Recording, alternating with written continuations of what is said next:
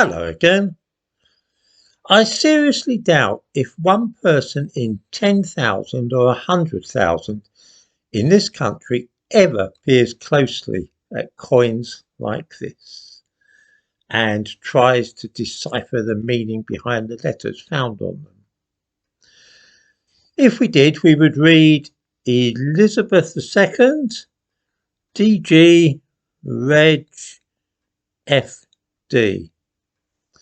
Even if people did take the trouble to read those letters, and let's face it, how many of us ever examine our change in that way? The letters mean nothing to most of us. In fact, there are abbreviations for Latin phrases. Elizabeth II, De Gratia, Regina Fidei Defentrix. Elizabeth, by the grace of God, Queen, Defender of the Faith. It's just a lovely piece of history. Fidei Defensor, or for a woman, Defentrix, meaning Defender of the Faith, is a title granted to Henry VIII by the Pope. Because there's no Latin equivalent of Elizabeth, the Queen's name was in English, but kings always and without exception for 1,000 years have had their names given in Latin. William was Gallimus, George Georgius, and so on. Charles in Latin is Carolus, but instead the Mint have decided to use his English name, Charles, as they put it, to ensure it was accessible to a modern audience.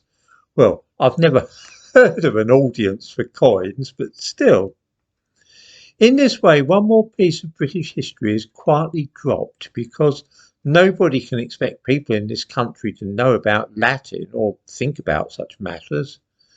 Most people don't know what DG or FD mean, and nor do they care.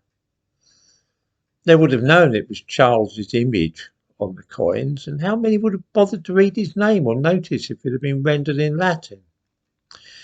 It's yet another instance of the mania for modernity, the craze for making everything simple and accessible, for fear that somebody, somewhere, might be puzzled or confused.